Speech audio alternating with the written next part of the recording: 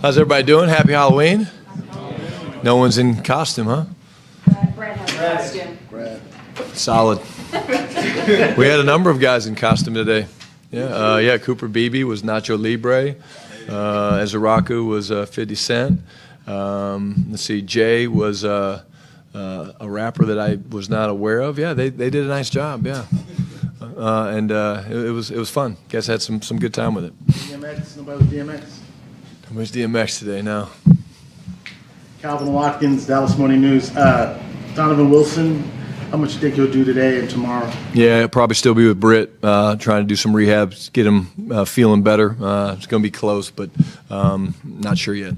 Diggs, is he still in concussion protocol, or did he get out? Yeah, he's actually meeting with a neurologist today, and hopefully that'll be the last step, but we'll have more information after he sees his neurologist. But everything's been good. Everything's been positive. One more thing, please. Thank you. Of course. What was the biggest feedback you got from the defensive players this week when you were in their meetings and stuff like that? I think, again, I'm going to go to Wednesday's practice was probably the biggest feedback. I mean, I've talked to a couple of the guys about just some of the different things they like. They like the plan.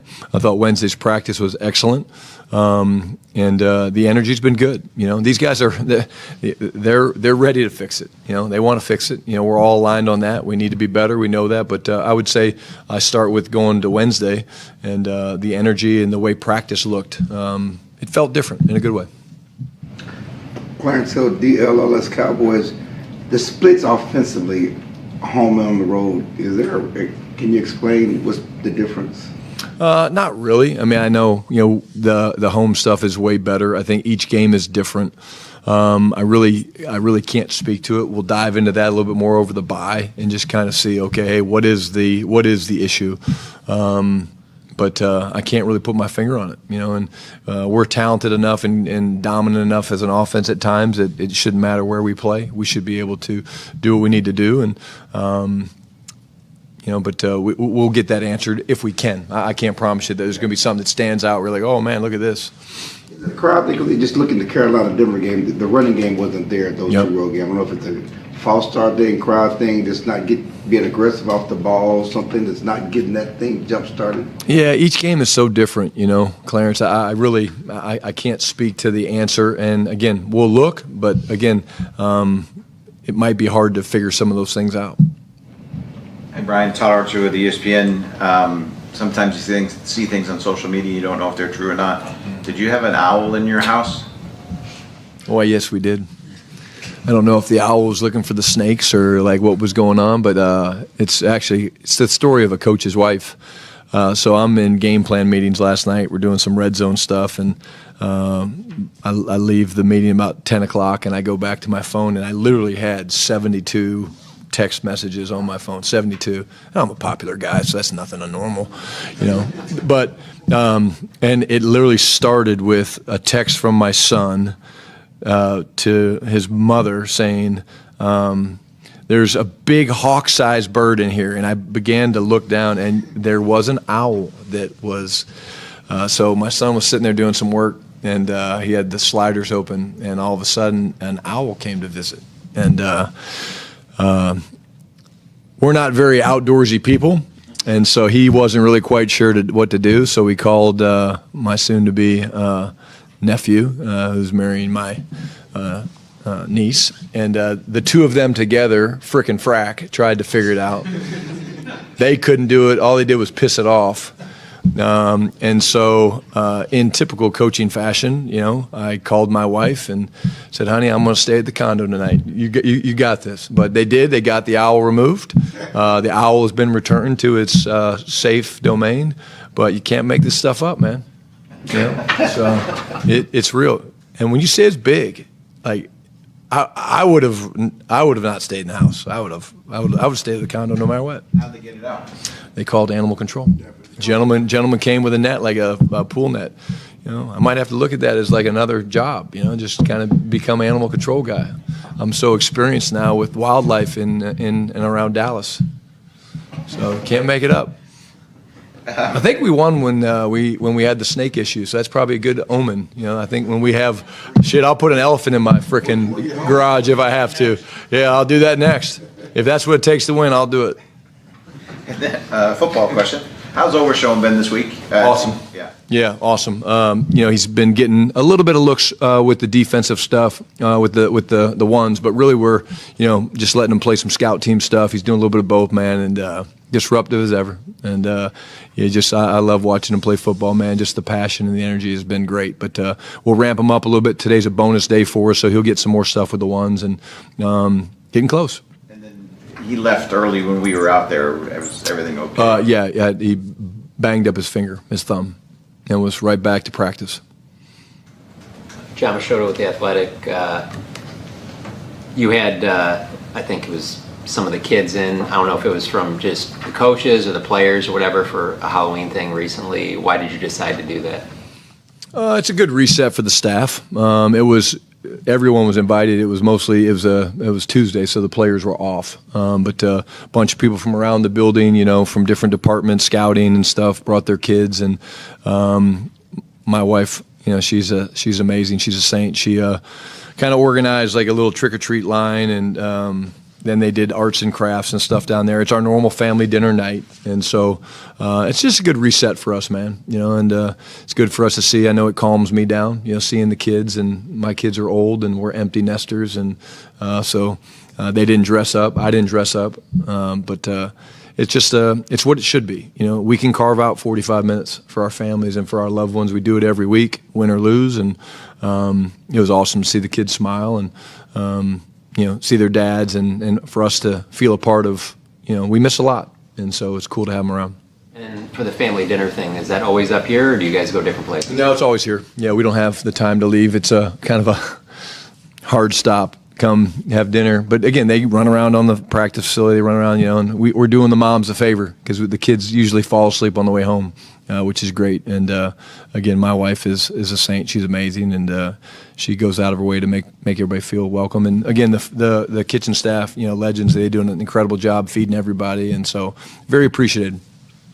Nick Harris, Forward Star Telegram. I know you've talked about this bonus day throughout the week, but how valuable is this day today to fix some issues on both sides of the ball? And then you have a few awkward weeks coming up. How have the schedule plans been with those? Yeah, it's a big day for us just because, again, you get a chance to hit first, second, third down, which is the biggest part of the game when you look at in terms of the number of snaps that happen.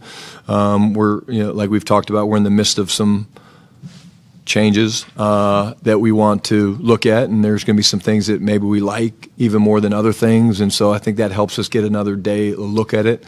But in terms of the other schedule, all the focus is on Arizona, and then obviously we have the bye coming up, and we'll get a chance after this game to, go back and really dive into the first, whatever it is, 9 games, and find some patterns and maybe look at, find some answers to things Clarence was talking about and some of the areas that we need to improve. But right now the focus is solely on Arizona. And deadline coming up on Tuesday. I know you've talked a lot about, you have conversations with the personnel staff on a consistent basis. A guy we haven't talked a lot about is Alex Loomis. How valuable has he been to this process and leading up to Tuesday? Yeah, I appreciate you asking about Alex. He's incredible. I know he's, he's a lot like me. He grew up around the game with his dad, Mickey, in New Orleans, and sometimes you learn things through osmosis, just being around it. And but he's got a great football brain. I know Will leans on him incredibly hard in the draft meetings and stuff, and the free agency meetings that we have. He's so prepared. His attention to detail is incredible. And again, I think at some point he'll be a general manager in this league. And we've got an incredible personnel department: Klein Kubiak, Ross Wench. There's a ton of guys, but Alex does a great job. Awesome Richards trade right before the season with the Saints, was that kind of a father-son deal, or was that just... There's some probably insider information going on there, but again, they didn't make the trade. That was done through the proper protocols, but I'm sure it was, hey Alex, how you doing? Hey Dad, and they worked it out. Joe White, Dallas Morning News. We've talked about 3 defensive coordinators in 3 years before from a scheme perspective, but in terms of developing players, how can kind of those changes maybe hinder, or what can it do to development with players that you have?